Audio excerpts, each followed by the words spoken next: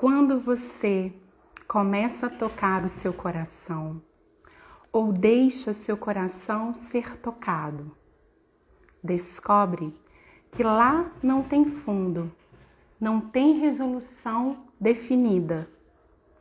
Esse coração é enorme, vasto e ilimitado. Você começa a descobrir o quanto há de calor e gentileza nele, assim como a quantidade de espaço.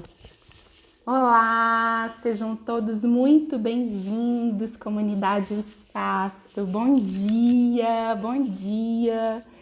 Tava lendo um trechinho aqui para me ajudar no meu check-in, para ajudar nesse início, um trechinho do livro da Autocompaixão da Kristia Neff, em que ela fala de quando a gente começar a tocar o seu coração ou deixa o seu coração ser tocado, a gente descobre que ele não tem fundo e a quantidade de espaço que existe no nosso coração.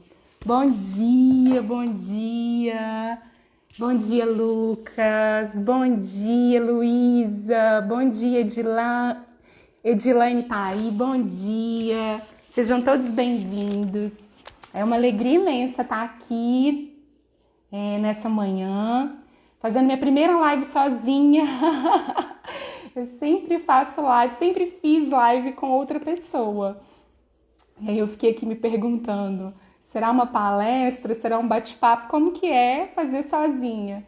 E aí a gente vai descobrir juntos, combinado? E pra gente iniciar, hoje a gente vai falar sobre honrar os nossos lutos. Eu queria te convidar, se você acha que tem alguém que seria importante ouvir essa live, manda aí no aviãozinho para essa pessoa, convida para ela estar aqui também conosco nessa manhã. Aqui no Espaço a gente tem feito os sábados de manhã para esse momento de encontro, esse momento de bate-papo. A gente fez 2 sábados, aí a gente deu uma pausa no sábado passado por causa do Festival Brasil CNV. E agora a gente tá voltando. O Lucas fez o último, eu fiz eu e o Lucas fez o último sozinho e hoje eu sozinha. Sozinha nada, porque eu tô muito bem acompanhado por vocês, todos que estão aí. Bom, para começar, eu queria te convidar a fazer um check-in junto comigo. Então, se pergunta aí agora, olha pro seu corpo, olha pro seu coração, olha pros seus sentimentos, olha pro seu painel aí do carro, né, como um painel que pisca ali aquele alerta de que alguma coisa tá funcionando ou não tá funcionando, e se pergunta o que tá vivo em você agora, como você chega para essa live, né? O que tá vivo em você agora? Então responde aí para mim no bate-papo, como você chega, o que tá vivo em você, o que tá presente nesse momento. Olha para o seu corpo, olha para os seus sentimentos, olha para os seus pensamentos e me responde aí enquanto eu respondo para você como que eu chego para essa live. Então eu chego para essa live com um pouco de medo. Então o medo está presente aqui de fazer essa live sozinha. Como que vai ser só eu falando com vocês aí. Eu chego também com medo do que está acontecendo no nosso país, da pandemia, né? Não tem jeito de não olhar para isso e hoje a gente vai falar de honrar os nossos lutos. Eu chego também alegre, olha que misto de sentimentos, por estar aqui, por ter esse momento em que vou falar de algo que é importante para mim, de algo que eu estudo, e também chego um pouco ansiosa, acho que tem um pouco de ansiedade aqui também presente. Então a Maíra escreveu aí, né? Um misto de tristeza e esperança. Acho que essas antíteses, inclusive, de sentimentos, né? Não tem jeito de estar triste, a gente tem que estar triste com tudo que está acontecendo também. Então, Maíra também compartilha um pouco desses sentimentos aí. Bom dia, Roberta. Então, se pergunta aí, como é que você chega, o que está vivo, né? Para que a gente possa se conectar. Mas além do que está vivo, eu também queria dizer sobre a minha intenção. Eu tenho feito essa prática e a comunicação não violenta me apresentou, me convidou a fazer essa prática diária. Eu tenho feito quase todos os dias antes de dormir a minha intenção para o outro dia e também uma reflexão, se eu consegui, como é que foi em luto quando eu não consegui, que é a minha intenção daquele dia. E nesse momento eu queria dizer que a minha intenção de hoje, ao falar do honrar os nossos lutos, é uma intenção de acolhimento, é uma intenção também de compartilhamento e é uma intenção de que a gente possa, enquanto comunidade que somos aqui no espaço, a gente tá juntos, essa rede, esse apoio. Então tem todas essas intenções aqui nessa live e eu espero que algumas delas se cumpram, ou todas elas, né? Porque eu não tenho controle sobre isso, mas que eu possa conseguir sair dessa live tendo um pouco mais dessas intenções aí. Eu acho que quando a gente coloca a nossa intenção, fica mais presente em nós qual é o nosso desejo, o nosso objetivo para fazer alguma coisa, né? Bom, vamos lá então, vamos conversar um pouquinho sobre esse tema, como eu disse, com leveza, mas também com profundidade. A Roberta tá dizendo, chega entusiasmada e ao mesmo tempo ansiosa. Tá vendo? Então, assim, é importante a gente saber como que a gente chega, o que tá presente. Obrigada, Roberta, por contar pra gente aí um pouquinho de como que você chega. Bom, vou começar a conversar aqui com vocês e à medida que eu for dando umas pausas, eu quero ler os comentários de vocês. Vocês vão me sinalizando aí como que tá essa conversa e como que essa conversa chega em você, como que ela tá ressoando aí, tá? Bom, qual que é a ideia da live então? A ideia da live, só beber uma água, é falar sobre honrar os nossos lutos. E aí eu queria começar a pensar na palavra honrar. O que é honrar? Quando a gente pensa, eu honro, o que está por trás dessa palavra? Qual é o significado dessa palavra tem pra gente, né? Em termos de linguagem, em termos de pensamentos. Então, por exemplo, a primeira coisa quando eu penso na palavra honra, me vem lá da Bíblia, honrar pai e mãe. Então já vem quase um comando, né? O que vem quando você pensa na palavra honrar? O que ela significa para você, né? Então eu fui buscar alguns sentidos da palavra honrar e qual que é o sentido que eu tô trazendo aqui hoje quando a gente vai falar sobre honrar os nossos lutos. Então eu fiquei pensando no sentido de homenagem, no sentido de respeito, no sentido de consideração. E aí o honrar tá mais lá na palavra grega do honrar, né? Do que na palavra hebraica, do honra simplesmente como algo relacionado à hierarquia, né?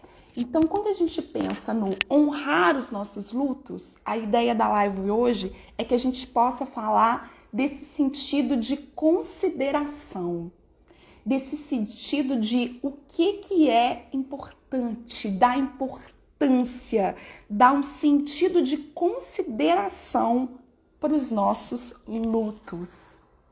E aí a primeira perguntinha que eu já queria que você comentasse aí pra gente, pra não ficar aqui falando sozinha, é: você honra os seus lutos? Você leva em consideração os seus lutos? Você dá sentido para os seus lutos? Esse sentido de respeito? Esse sentido de olhar para eles? E aí, quando a gente vai olhar também para o honrar, a gente vai olhar também para os nossos lutos. E aí eu quero fazer um parênteses. Quando a gente pensa em luto, até trouxe uma amiga aqui para brincar com vocês, olha.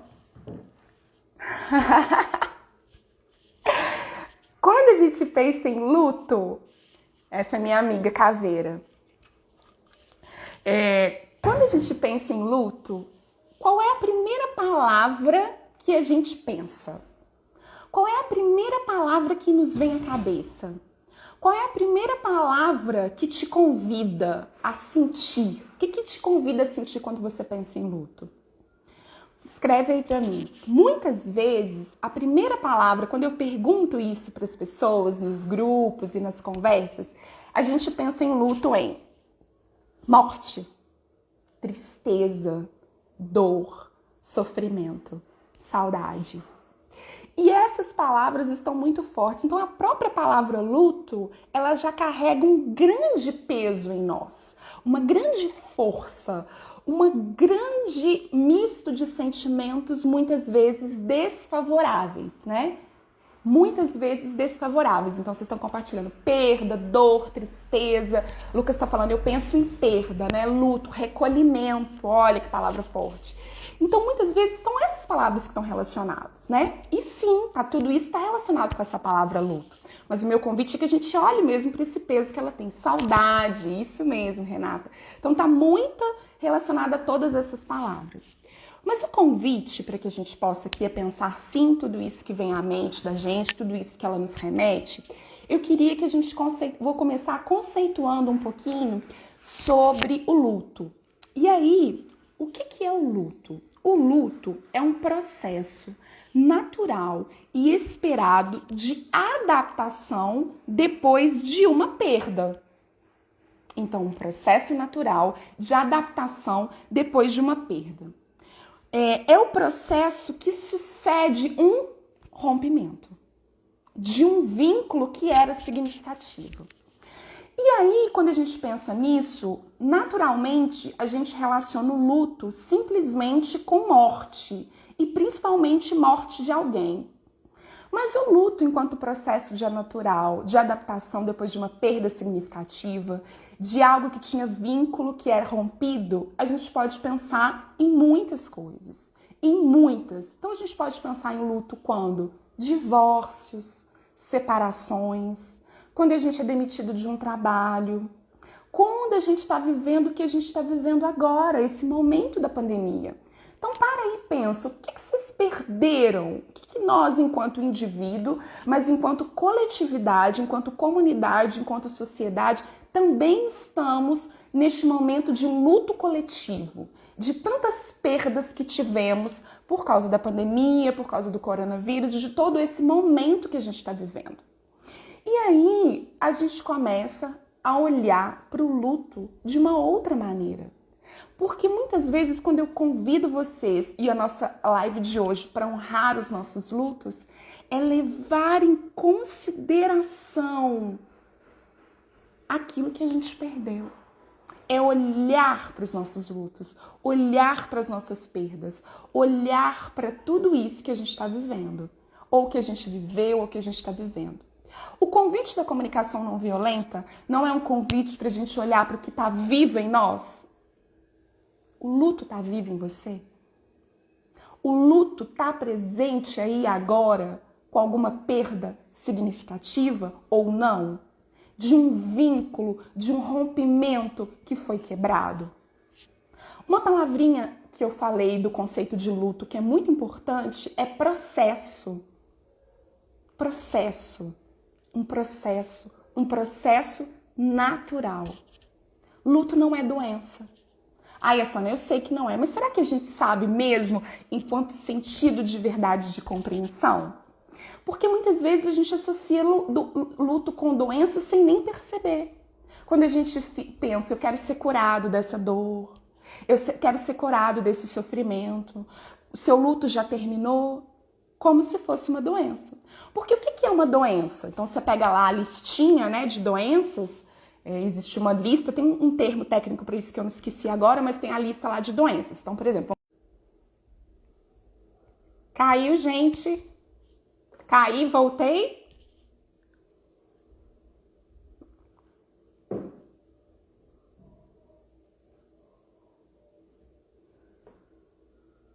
Voltou.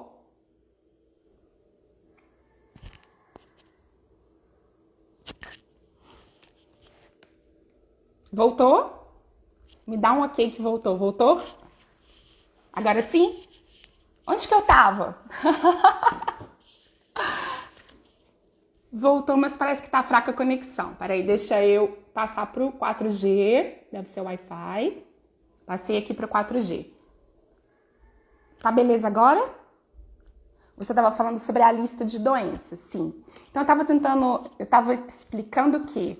Luto como doença, sim. Então eu tava querendo dizer o seguinte, o luto não é uma doença, mas muitas vezes a gente encara no sentido lá no fundo que é uma doença.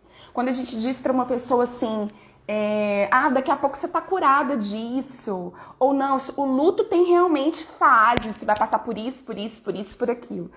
Quando a gente encara o luto como doença, a gente acha que ele tem caminhos. Quando a gente encara o luto como doença, a gente acha que ele tem sintomas. Quando a gente encara como o luto como uma doença, a gente acha que ele tem cura. O luto não é uma doença. O luto é um processo natural de adaptação depois de um rompimento.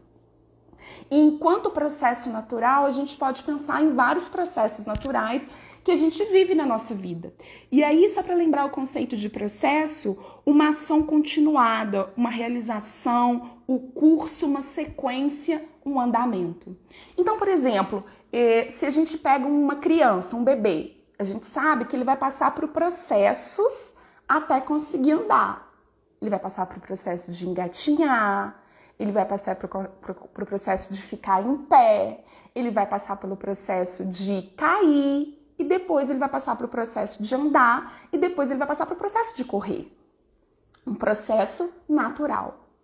E aí, eu também quero te convidar a pensar o luto como um processo natural.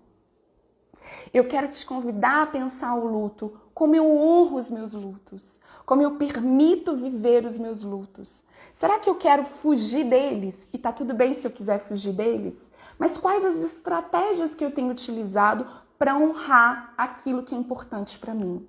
Porque só tem luto porque existe vínculo. Só tem luto porque existe algo que é importante para mim. Então, por exemplo, um luto do meu pai. Talvez você aí que não conheceu meu pai, que não viveu com meu pai, ele não vai ser um luto para você, mas ele vai ser um luto para mim, porque existe vínculo. E por que eu tô dizendo isso? Porque a gente às vezes desconsidera luto dos outros, porque a gente não sabe qual é o vínculo que o outro tem. Ou a gente faz uma interpretação sobre o vínculo do outro, sendo que o vínculo é do outro. Mas você nem gostava daquele emprego. Mas aquele seu namorado era isso, era aquilo. Não é possível que você está sofrendo por causa disso. Então, às vezes, a gente não consegue compreender, e a gente não vai conseguir mesmo, por isso que empatia não é se colocar do lugar do outro, porque eu nunca vou saber como é estar no lugar do outro, né? Então, quando a gente fala para honrar os lutos, é um convite para a gente olhar para o que está vivo em nós. É um luto para a gente poder olhar, peraí, deixa eu ver essa tristeza aqui. Deixa eu ver essa dor aqui. Tá doendo. Tô triste. E muitas vezes a gente ignora esses sentimentos que são desfavoráveis. Então a comunicação não violenta faz o convite para que a gente não olhe para no sentido de não olhar, mas olhar o sentimento não como bom ou ruim. O sentimento não tem moral. Agora, eu posso dizer que ele é desfavorável. Eu me sinto, para mim, eu sinto algo que não é, que me incomoda de alguma forma, sim. Mas tirando do lugar do certo ou errado. E hoje a gente tem encarado alguns sentimentos como a raiva ou a tristeza como algo negativo. Como algo negativo. Outro dia eu vi a Sandra Yuri dizendo, mas os sentimentos são apenas feedbacks das nossas necessidades. Eu adorei esse jeito de pensar. São feedbacks. Sabe quando a gente escuta um feedback do que está acontecendo? São apenas feedbacks. Apenas não, é muita coisa, né? Feedbacks do que a gente está sentindo.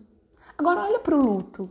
O luto também como uma necessidade humana compartilhada. O luto está fazendo também esse convite. Só tem luto porque é algo importante para você. E é para você. Só tem luto porque tem vínculo. Só tem luto porque tem amor. Porque se não tivesse, não tinha luto. Se não tivesse vínculo, não tinha luto.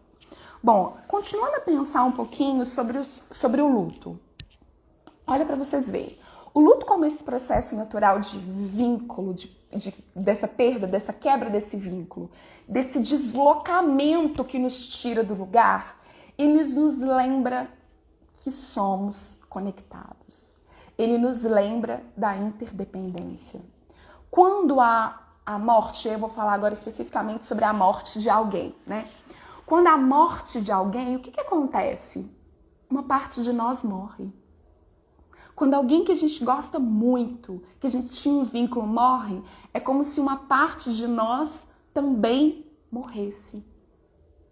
Essa interdependência que somos, o quanto estamos conectados. E aí, a sensação que a gente tem, e ela é verdadeira, né, quando a gente está vivendo o luto, a vida continua normal para as outras pessoas. O mundo não para a gente viver os nossos lutos. Mesmo quando a gente tem, às vezes, aquela semana do trabalho, porque está em luto, mesmo com tudo isso, a vida continua. A vida está continuando e eu que estou quebrada, eu que estou vivendo esse rompimento, eu que estou vivendo tudo isso, ainda tenho a sensação de que está todo mundo normal e eu não. E aí agora vamos pensar nesse luto coletivo que a gente está vivendo da pandemia. Estamos todos vivendo os nossos lutos. Mas todo mundo vivendo os nossos lutos, a gente ainda tem que cuidar das crianças, trabalhar em home office e fazer um monte de coisa, enquanto estamos todos vivendo esse processo do luto, esse rompimento, essa quebra, essa estrutura, e ainda a vida tem que continuar. Qual é o convite para que a gente possa honrar os nossos lutos? É que a gente possa olhar para eles. É para que a gente possa dizer, não, eu não tô bem, eu tô com medo, eu tô ansiosa e eu quero olhar para isso. E eu quero honrar isso que eu tô vivendo. Porque quando a comunicação não violenta parte principalmente de duas perguntas para nós, o que está vivo em mim e como eu faço para tornar a minha vida maravilhosa, ela tá fazendo esses convites pra gente. Bom, depois eu tenho uma frase da doutora Elizabeth Kubler-Ross que é assim: não tenha medo de viver sua dor completamente e lembre-se que suas perdas são importantes. O Lucas escreveu, é olhar e se reconhecer nesse processo natural. Sim, Lucas. E é exatamente isso quando essa frase da doutora Elizabeth, de não ter medo de vivenciar completamente as nossas perdas, é que muitas vezes a gente acredita, e aí eu tô falando a gente, mas eu vou falar não, na primeira pessoa, eu acreditei que honrar o meu sofrimento era algo autodestrutivo. Ou que eu estava fazendo alguma coisa errada, se eu estava me permitindo estar triste, se eu estava me permitindo sentir raiva, se eu estava me permitindo sentir ansiosa. Não, eu não posso estar nesse lugar, eu tenho que estar alegre, eu tenho que estar feliz. Honrar os nossos lutos tem a ver para olhar para esse lugar, né? A minha perda é importante, ela é muito importante. Os meus lutos são muito importantes. E aí eu preciso sim, né, uma coragem para olhar para eles. Tá tudo bem se eu não quiser olhar também.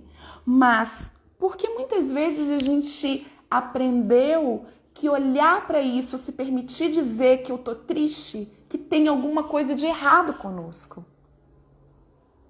E aí eu queria ler um trecho do livro da Kristina Neff, que fala um pouquinho disso também, tá? É rapidinho. Olha. Mesmo quando temos uma experiência dolorosa que não é nossa culpa, como ser demitido do trabalho por causa de uma crise econômica, irracionalmente sentimos que o resto do mundo está feliz e empregado. Parece que somos os únicos à toa em casa assistindo a reprises o dia todo. Quando ficamos doentes, parece que a doença é um estado anormal e incomum. Quando caímos na armadilha de acreditar que as coisas devem ocorrer sempre bem, tendemos a pensar que as coisas saíram terrivelmente do controle, quando não acontecem conforme imaginado. Esse não é um processo de pensamento consciente, mas uma suposição oculta que colore nossas reações emocionais. Adotando uma abordagem completamente lógica para o problema, devemos considerar o fato de que milhares de coisas podem dar errado ao mesmo tempo na nossa vida. Por isso, é muito provável a experiência bastante frequente de dificuldades. Na verdade, é inevitável. Mas não somos racionais sobre esses assuntos. Em vez disso, sofremos e sentimos-nos sozinhos em nosso sofrimento. Bonito, né? Muitas reflexões. Fez sentido aí o texto da Krisha Neff? Olha que interessante tudo que ela está falando e como casa com essa que a gente, né, que eu separei aqui para a gente poder pensar. Tem algo de errado comigo que eu tô triste. Tem algo de errado porque eu tô com raiva. Tem algo de errado porque eu tô sofrendo. Tem algo de errado porque eu fui demitido. Mas tá todo mundo trabalhando. Tem alguma coisa errada comigo. Como a gente foi criando isso em nós. Como a gente foi criando que a gente não merece ser feliz. Como a gente foi criando ao longo do tempo depois o Lucas escreve aí pra mim, Lucas, o nome do livro é o Autocompaixão da Krisha Neff. Como a gente foi criando nessa sociedade opressora, nesse mundo que a gente está vivendo, ao longo de tantos tempos, que a gente não merece. Ou que a gente tem alguma coisa de errado. Tem alguma coisa de errado se você não está trabalhando? Não, mas você tem que trabalhar, você tem que se esforçar, né? Somos todos iguais. Então, como a gente foi sendo levado por tudo isso, incorporando isso na nossa vida, incorporando isso no nosso inconsciente e fazendo com que todas essas opressões fizessem parte da nossa vida e às vezes não tomamos consciência quando fizemos escolhas e temos pensamentos relacionados a isso. Faz sentido o que eu tô falando, gente? O ruim de falar sozinha é isso, eu vou falando aí. Tomara que tá fazendo sentido aí pra vocês.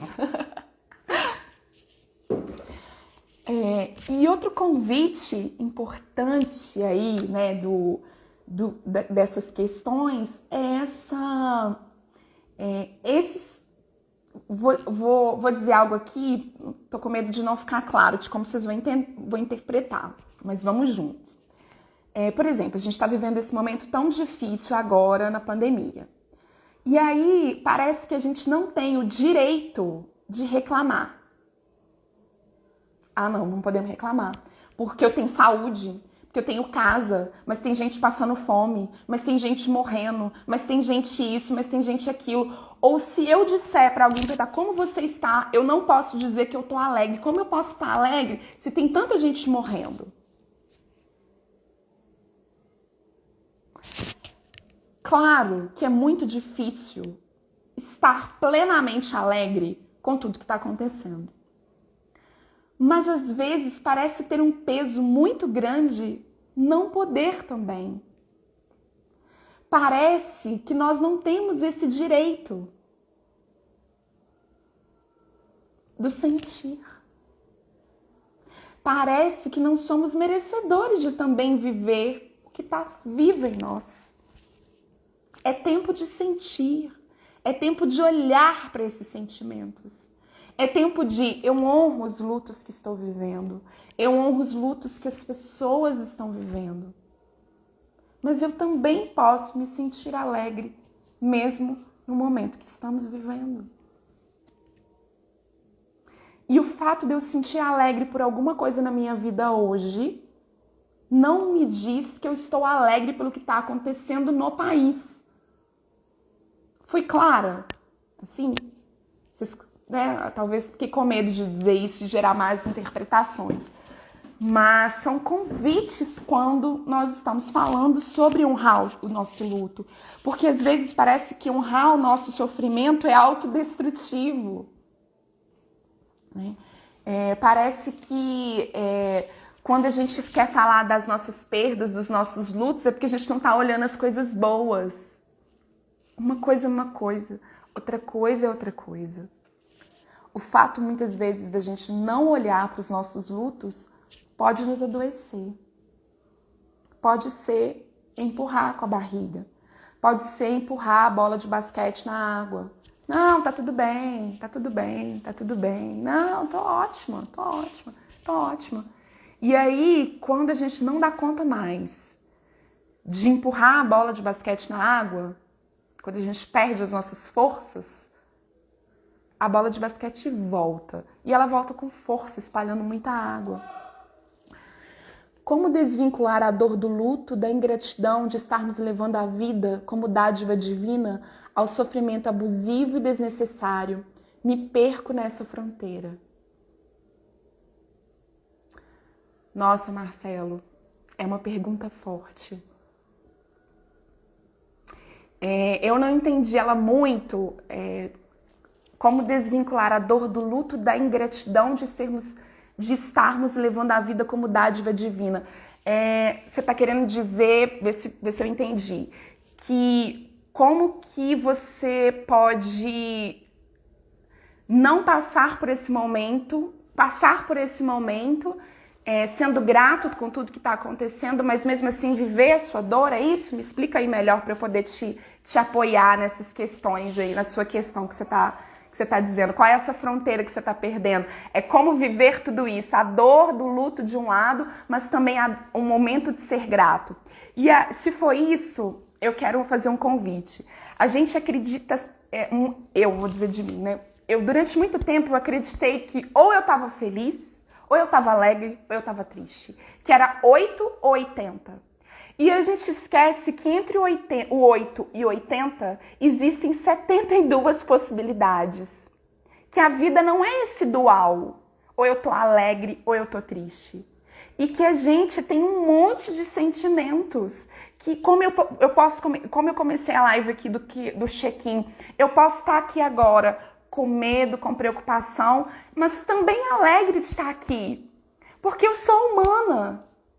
E o humano é isso. Eu não sou uma máquina. Uma hora eu tô trabalhando, uma hora eu não tô trabalhando.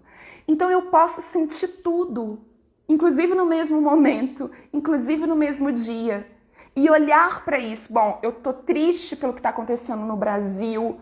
Eu tô triste por causa da pandemia. Eu tô triste por causa da condução do desgoverno nesse país. Eu tô triste por causa de várias dessas questões, mas eu também estou alegre porque eu tenho saúde, porque nesse momento eu tô com a minha família. Eu posso viver todas essas coisas, todos esses sentidos exatamente. Somos multidimensionais e transitamos nos sentimentos, inclusive no luto.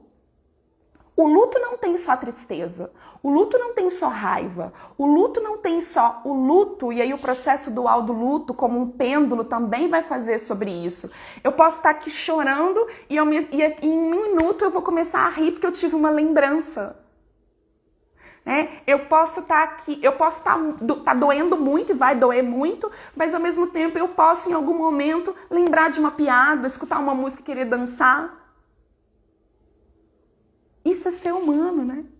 Isso é ser humano. Isso é viver hoje, por exemplo, começamos o outono. Isso é outono, primavera, verão, no mesmo ser. Esses são os convites quando eu falo para olhar, para onde honrar os nossos lutos. É olhar a dor, é olhar a tristeza, mas olhar que nesse luto também tem outras coisas. Também tem outras coisas nesse luto.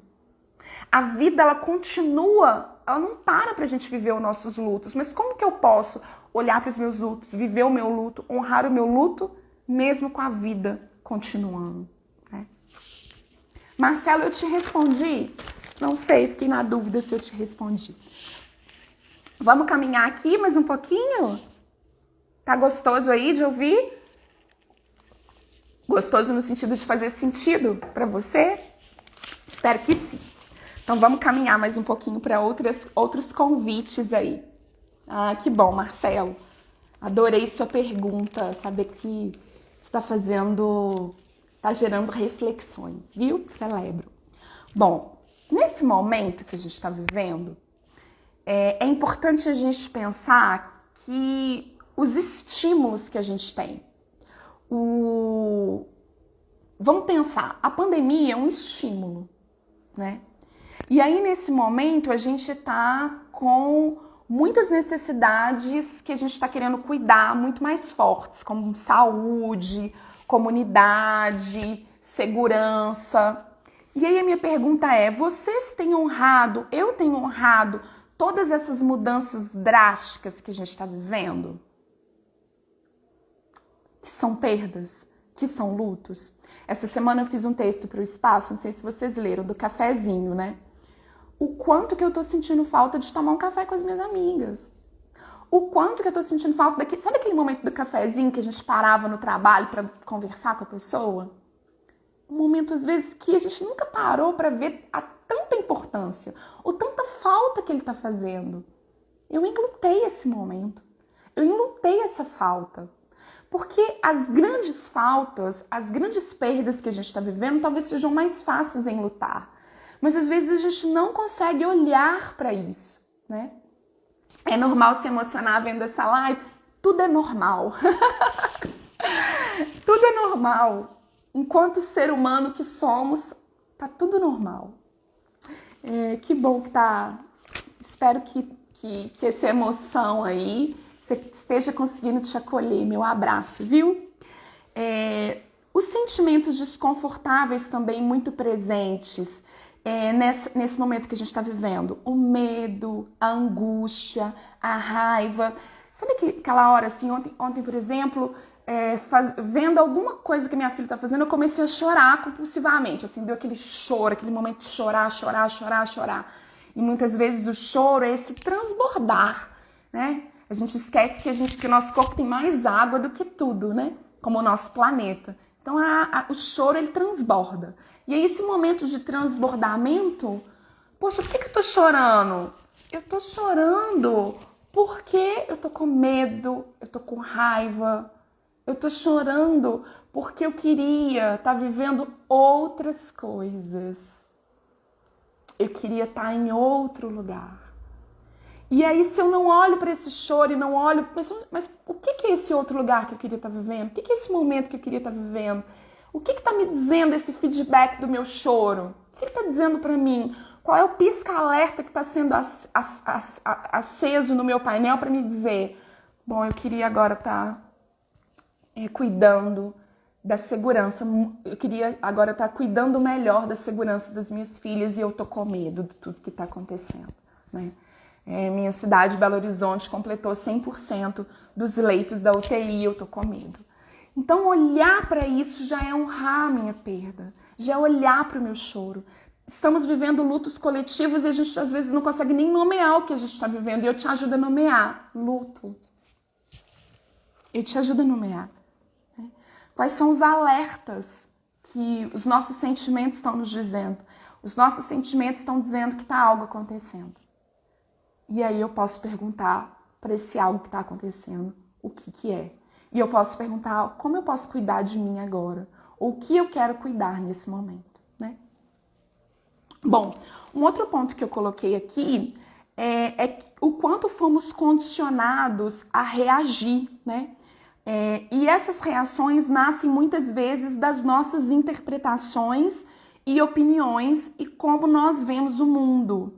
E esses condicionamentos das reações, ele também está muito mais forte agora na pandemia. E aí eu quero convidar vocês a conversar sobre, especificamente para esse momento que a gente está vivendo, com todos esses sentimentos muito aflorados, com muito dessa vontade de cuidar da nossa saúde, de comunidade, de segurança. Eu quero convidar vocês a olhar para algumas estratégias, e aí é um recorte que eu estou fazendo, isso é muito importante falar. Eu estou falando um recorte, existem vários recortes. Eu queria te convidar a pensar sobre o negacionista, sobre a negação, sobre o negacionismo nesse momento. Muitas vezes, quando a gente já fala que uma pessoa é negacionista, a gente já pode ter colocado ali um rótulo de negação. É um recorte, tá? Que eu quero que a gente pense. Então, nesse momento que a gente está vivendo, comunidade é um valor muito importante para mim. E pode ser que para você também seja, e pode ser também que para o negacionista também seja. Porque ele é uma necessidade humana universal. Vamos pensar junto. Como que o luto pode nos ajudar a olhar, a pensar para o negacionista? E aí, pensando no negacionista, como aquela pessoa que está negando o que está acontecendo. Seja a pandemia, seja a necessidade de ficar em casa, seja a estratégia de cuidar das outras pessoas, seja por acreditar que existem remédios e outras coisas que são preventivos para Covid, que estão indo contra a ciência. O que vocês acham? Compartilha aí comigo enquanto eu bebo minha aguinha.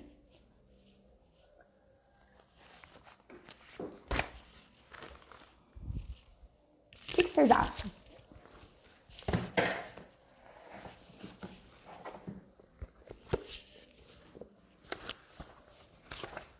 Eu vou ler um trecho para nos ajudar a pensar sobre isso que eu estou falando, da doutora, do livro Sobre a Morte e o Morrer, da doutora Elizabeth Kubler-Ross, dessa médica maravilhosa que já faleceu, mas ela foi pioneira. Talvez você já tenha ouvido falar dela, mas talvez você já tenha ouvido falar dela e não sabe que ela é a pioneira nesse assunto. A doutora Elizabeth Kubler-Ross, ela foi uma das pioneiras a falar sobre morte. E esse livro dela, Sobre a Morte e o Morrer, é um livro que vai falar sobre os estágios do morrer. E muita gente, inclui eu, antes de conhecê-la, antes de estudar, fala das 5 fases do luto. Vocês já viram isso? Negação, raiva, aceitação, e aí todas essas 5 fases do luto que são muito famosas aí, que as pessoas falam, né? O primeiro convite que eu queria, a barganha, etc. O primeiro convite que eu queria dizer, mas a live não é sobre isso, é que não é isso que ela fala. Muita gente interpretou dessa maneira. A doutora Elizabeth Kubler-Ross, ela estudou mais de 200 pacientes que estavam na beira da morte, que estavam em fase terminal, digamos assim. E aí ela viu o que era incomum dessas pessoas. E aí, a partir dessa pesquisa, ela escreveu sobre os estágios do morrer, o que estava mais presente nesses pacientes que ela estudou. E aí ela vai falar sobre os estágios da negação e isolamento, o estágio da raiva, o estágio disso, o estágio daquilo. E aí ficou muito... Como ela foi pioneira e esses estudos dela são muito importantes para os cuidados paliativos, para os estudos do luto, as pessoas acreditaram que foram 5 fases do luto. Primeiro que no livro dela ela fala de muito mais estágios do que esses. E as pessoas acabaram entendendo que ela estava falando sobre uma linha em que todo mundo ia passar por isso. Não é isso que ela fala. Inclusive pode não passar, pode passar, mas enfim. Esse livro eu recomendo. Mas lá no estágio da negação, quando eu li, para mim fez algum sentido um recorte sobre a negação e sobre o negacionismo. E aí a Germana escreveu: sinceramente, eu acho absurdo esse negacionismo. E aí, Germana, quando eu leio isso que você está escrevendo, eu leio que por que para você é um absurdo? Porque para você é importante comunidade, segurança, porque para você todos esses valores são muito importantes e que para você também a questão do negacionismo é muito forte, tudo que ele traz para a nossa sociedade. Mas um primeiro convite que a comunicação não violenta nos faz é que muitas vezes, quando a gente olha, ou quando a gente podemos também fazer um recorte, quando a gente olha para o negacionista, a gente só consegue ver o absurdo. A gente consegue só ver o inimigo. A gente consegue só ver o diferente. E aí a gente tem dificuldade de olhar o humano que está ali. A gente tem dificuldade de enxergar de verdade aquela outra pessoa.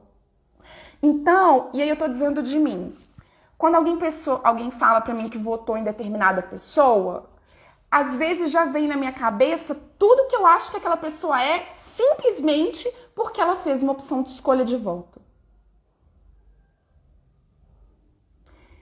E aí eu já não vejo mais a pessoa que tá ali, mas tudo que eu acredito que ela é porque ela votou em alguém.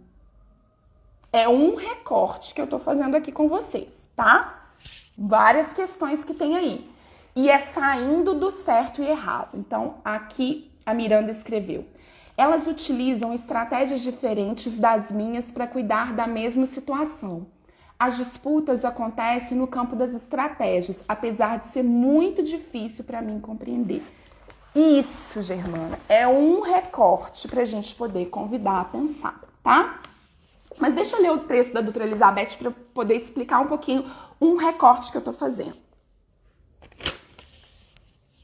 Ao tomar conhecimento da fase terminal de sua doença, a maioria dos mais de 200 pacientes moribundos que entrevistamos reagiu com essa frase: não, não pode ser verdade.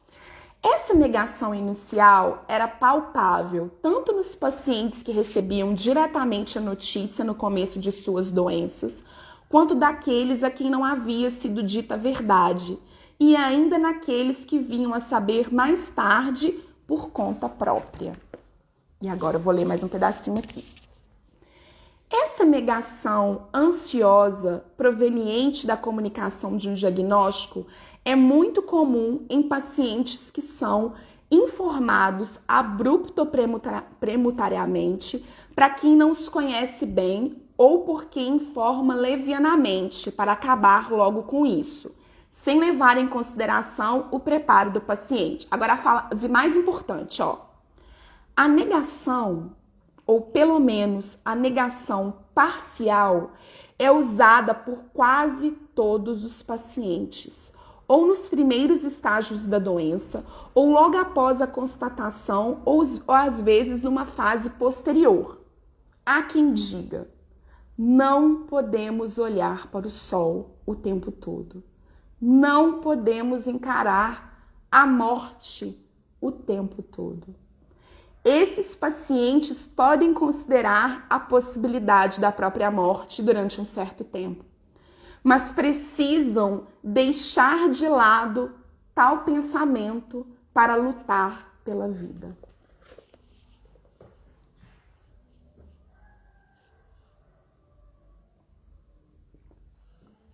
E aí, conseguiu prestar atenção nesse trechinho? Olha esse recorte que eu queria te convidar a pensar, principalmente nessa frase. Não podemos olhar para o sol o tempo todo, não podemos encarar a morte o tempo todo. A negação pode ser uma estratégia de segurança. A negação pode ser uma estratégia do medo. A negação pode ser uma estratégia de comigo não. Tem alguma coisa errada. Não, não pode ser verdade. Faz sentido? Negar o luto ou negar a vida e suas mazelas é o mesmo de negar a humanidade do ser? É o mesmo que não aceitar a fragilidade e efemeridade de nossa humanidade? Será, Márcia?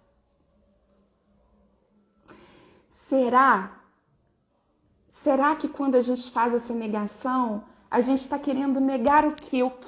O convite é exatamente essas perguntas e várias outras. Qual é o convite que a negação nos diz?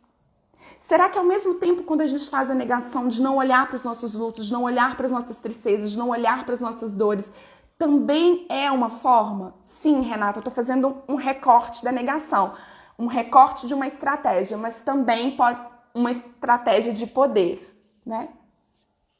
Mas eu estou fazendo um recorte para o nosso olhar. E aí acho que a Renata está dizendo, principalmente de quem já tem poder, pode ser uma estratégia do poder. Mas eu estou convidando a olhar para outra estratégia aqui também. Faz sentido que a negação pode ser uma estratégia de segurança? Faz sentido que a negação pode ser uma estratégia de cuidado? Faz sentido que a negação pode ser uma estratégia de... O que mais? A negação é uma ferramenta? É uma estratégia, né? Sim, não sei que sentido que você está dizendo, mas sim uma ferramenta. Mas qual é o que a negação pode nos dizer? O que ela diz sobre nós, né? Sabe aquele dia, e eu não estou comparando agora, estou fazendo outras reflexões. Aquele dia que você fala assim, eu não vou ligar a televisão, não quero ver notícia, não me fala de Covid, não me fala disso, não me fala de tristeza, eu não tô dando conta de olhar para isso mais. É a mesma coisa, não, o sol tá quente, não quero olhar pro sol. Hoje eu não quero olhar para esse sol. Eu sei que ele tá lá. Mas hoje eu não tô querendo olhar para aquele sol, não. Hoje eu não tô querendo falar de Covid. Às vezes as pessoas falam comigo assim, não, mas você fala de luto, de morte, que coisa ruim, bate na madeira, que tristeza. Eu não quero olhar para isso. Não me faz olhar para isso. É até um convite, a doutora Elizabeth Kubler-Ross, no começo desse livro, ela vai falar sobre isso. Por que a gente tem tanta dificuldade de falar sobre luto? Por que a gente tem tanta dificuldade de falar sobre morte? Porque é muito difícil para a nossa mente, para nós enquanto ser, admitir que a gente vai morrer. A gente sempre acha que o outro vai morrer. A gente sempre sabe que o outro pode adoecer, mas tomar às vezes consciência de que a gente pode morrer é muito difícil. E aí eu separei até um trecho que ela fala assim, ó. Em nosso inconsciente não podemos conceber nossa própria morte, mas acreditamos em nossa imortalidade. Contudo, podemos aceitar a morte do próximo e as notícias do número dos que morrem nas guerras, nas batalhas e nas autoestradas só confirmam a crença inconsciente em nossa imortalidade, fazendo com que, no mais recôndito de nosso inconsciente, nos alegremos com ainda bem que não fui eu. Sim, Roberta, cuidar da tranquilidade. E por que eu estou trazendo tudo isso? Porque tudo isso é um recorte ao falar do luto, é um recorte para que a gente possa conversar, é um recorte para que a gente possa pensar e é um recorte para que a gente possa ter compaixão conosco, com o outro, com o negacionismo, como estratégia, né? Nessa complexidade que somos, nesse humano com todas as suas possibilidades, como o começar do outono hoje, né? Que mais, gente? Que mais aí? Deixa eu ver quantas horas são. Nossa, tem 5 minutos. Tem 5 minutos. Lucas, esqueci de alguma coisa? Gente, esqueci de alguma coisa. Marcela, me parece que ele também é parte da vida. Isso, importante, né? Não ficar parecendo que é alguma coisa errada. Sim, me parece também, Lucas, que faz parte da vida. Que isso também é viver, né? Bom, o que mais? Tem mais alguma pergunta, alguma questão? Faltam 5 minutinhos para poder terminar. Deixa eu ver se eu, na minha cola. Eu escutei uma frase da doutora Ana Cláudia Quintana Arantes que eu achei muito maravilhosa, que ela falou assim, ó: a vida te chama para distração. A dor te convida para atenção. A vida te chama para distração. A dor te convida para atenção. Faz sentido, né? Tiveram umas perguntinhas mais em cima? Ai, deixa eu ver. Deixa eu ver o que eu perdi aqui das perguntas.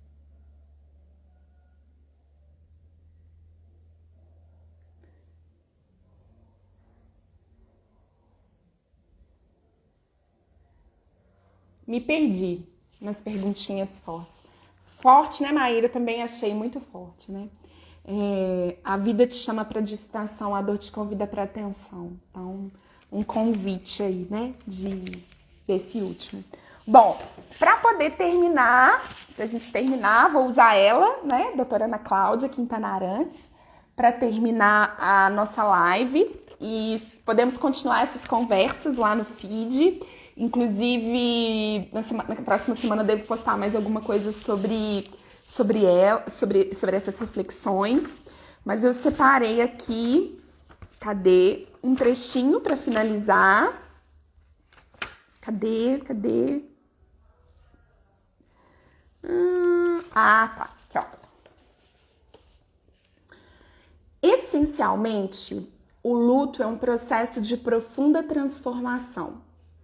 Há pessoas que podem transformar a nossa temporada na caverna em um período menos doloroso, mas não podem fazer o trabalho por nós. A tarefa mais sensível do luto é restabelecer a conexão com a pessoa que morreu por meio da experiência compartilhada com ela. A revolta, o medo, a culpa e outros sentimentos que contaminam o tempo de tristeza acabam prolongando nossa estadia na caverna e podem nos conduzir a espaços dentro de nós. E aí, por último, a frase dela, que é... O amor não morre com o corpo físico. O amor sempre permanece. Se você perdeu ou está perdendo alguém que ama muito, faça esse exercício. Tudo pode morrer, exceto o amor. Só o amor merece a imortalidade dentro de nós. Bom, queria agradecer, muito obrigada a vocês por estarem aqui. Obrigada, Lucas, por me chamar para poder fazer parte dessa comunidade, o espaço em que a gente se acolhe, que a gente cuida uns dos outros, viu? Marcelo, obrigada a você. Estou à disposição, pode me chamar em inbox lá no espaço para a gente continuar essa conversa. Hoje foi um recorte e tem muito outros recortes que a gente pode pensar. Para finalizar, já que a gente está falando sobre os nossos lutos, eu queria honrar todas as vidas, todos os lutos de todas as pessoas que perderam alguém nesses últimos 1 ano pela Covid e por todas as outras doenças. E eu queria dizer e te convidar a que possamos cuidar uns dos outros.